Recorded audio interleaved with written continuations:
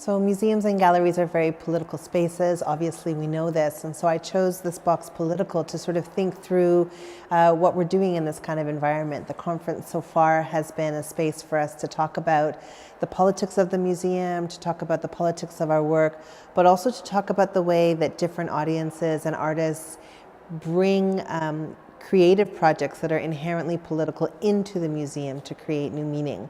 The presentation I gave today was about the work of the AGO Youth Council and their social justice art projects that aim to change the shape of museums and help us to imagine a different future. So I'm hopeful that for the rest of the conference we can continue talking about politics, centering politics. Artists, of course, have always been bringing politics into their work, but we value the objects almost as if they aren't, as if they are separated from the social issue. So in my opinion, the social issue is the object as much as the object is the object, and that's part of what we've been thinking through today. I'm looking forward to the presentations tomorrow about diversity, which of course will continue this consideration around the political within these houses to maintain and preserve objects. So the question of the relationship between power and the museum is quite an interesting one, quite a fundamental one. In that the tradition is we used to see museums as these autonomous white spaces that were neutral. And the idea was that the museum was always neutral and it had no impact from the world outside it. So it had this independence and this objectivity. But of course that in itself is kind of a problem, because we know that museums are built on wealth.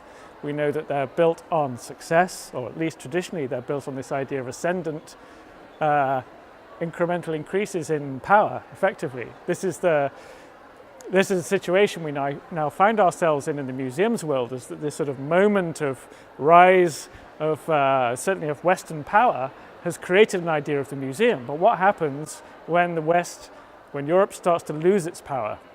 What happens in the UK when it goes through Brexit and it loses its status in the world? Where maybe we start to shift towards this kind of idea of Western decline, even that's like a self-fulfilling prophecy. What's the role of a museum in a world where there's no power, where we've lost control, where there isn't any idea of destiny? So then you start to see the museums themselves in a position where they are subject to different forces at work. They're subject to the forces of power. And we know that art itself is usually controlled by a very small number of people. It's been designed this way for the last 200 years, since the kind of Industrial Revolution, the social revolutions of the 19th century. It made this idea of art being an excess of power, even if it was hidden behind an idea of beauty. But now we have to call this into question. The core word when it comes to museums in this time and age is the word which you see over here. It's in German Gesellschaft, and in English you say society. And more museums need and have opened towards society and think about their role in society and how to include the society, and that the society is of course not a society but maybe also societies, Gesellschaften, so that we need to think more in plural, and that it's not so easy. Because what does that mean for our role as museum professionals to open up towards society? And how can we go further? Because this is, of course, a buzzword. And I'm against buzzwordiology. And I'm a person who likes to bridge the gap between the museum practice and the museum theory. So I hope this conference has been an input for reflexive museum practitioners who want to deal with this society and are eager, and they know that they have an ethical obligation to talk about and think and react towards this societies, and that they got input out of these wonderful 2.5 days. I enjoyed my stay in Düsseldorf very much, and I met a lot of interesting people, not only from Germany, but from around the globe, which I think is a very unique thing in the German museum landscape. And I hope it won't be the last time that we have such a conference, because it's interesting to talk about it once during a conference, because we have money to invite people from around the world, but that it becomes a sustainable backbone and part of our professional DNA in Germany to include more people, to include more discourses, and to think about societies, Gesellschaften in plural. Thank you so much. Also was ist von der sogenannten politischen Correctness zu halten?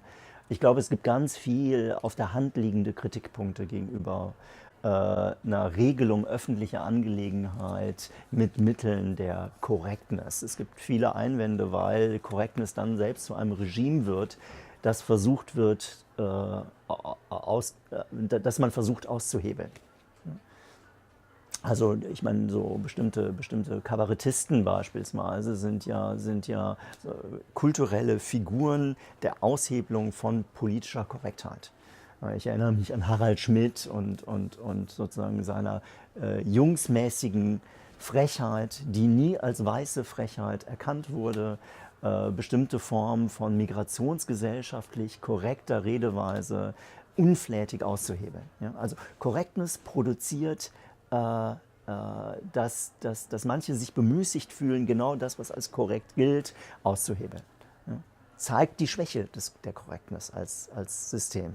Ja? So. Es ist ein gängelndes System und gegenüber Gängeleien reagieren gerade Jungs mit Unflätigkeit. Nicht aus ihrer Biologie heraus, sondern aus einem hegemonialen Geschlechterverhältnis heraus.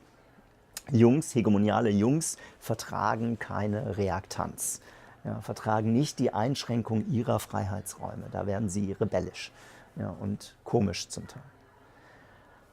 Also insofern ist Correctness vielleicht kein angemessenes politisches Regime, auch aus anderen Gründen nicht, aber, und das ist der Punkt, mit dem ich vielleicht am Ende, was ich wichtig finde, ist, politische Correctness ist ein Schutz. So unkorrekt politische Correctness eigentlich ist, also eigentlich ist es nicht korrekt, politisch korrekt, also politische Correctness einzufordern. Ja, weil es ist eine abschließende, es ist keine einladende, es ist keine dialogische, keine eröffnende Praxis, sondern schließt eigentlich. Ja, politische Correctness schließt. Also insofern kann man damit unzufrieden sein, auch deswegen. Aber zugleich ist politische Correctness auch ein Schutz. Und ich arbeite ja ein bisschen zu Rassismus und Rassismuserfahrungen für Menschen, die rassismuserfahrungsbegabt sind. Und davon gibt es ja immer mehr im europäischen Raum. Für Menschen, die rassismuserfahrungsbegabt sind, ist eine politische Correctness, die rassistisch sprechen beispielsweise, erschwert etwas, was sehr zu begrüßen ist. Auch wenn politische Correctness, rassistisch nicht zu sprechen, nicht damit verbunden ist, dass die Welt Rassismus überwindet. Vielleicht im Gegenteil sogar. Ja? So gerade das Regime der Correctness verhindert Veränderung. Aber dennoch ist es zugleich begrüßenswert, weil diese Correctness real existierenden, rassismuserfahrungsbegabten Subjekten Schutzräume ermöglicht. Sie müssen nicht alles hören, was so gesagt werden könnte.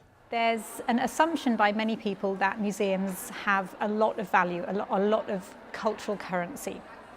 And this belief drives many of the agendas in museums today, this idea that everyone should want to participate in the museum and that we need to open it out to people because the museum has such huge cultural value.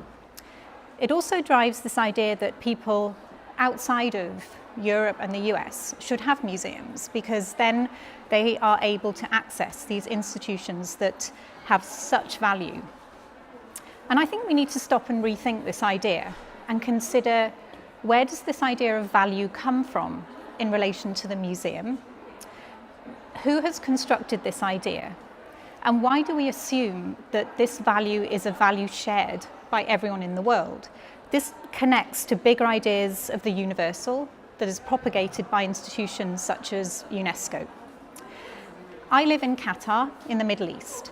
Qatar has a long history of collections of private museums. It also has a short history of new global international museums. These museums are assumed to be necessary because in the Gulf, in the Middle East, they have no real culture of value, so we need to give them that culture.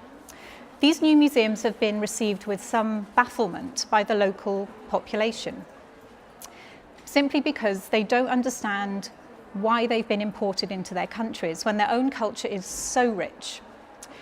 And so we have to question very closely, why do we assume the museum has value? Why do we assume it's necessary? Should we rather think about it as something that was constructed by a particular culture at a particular time and has values connected to that culture, and pull back a little from a rather patronizing stance that assumes all people share the same values and therefore should share this idea of valuing the museum and understand the worth of the museum. Let's open our minds to other cultures and what they value, and perhaps try and learn a little bit more about those people and what matters to them. Warum nicht?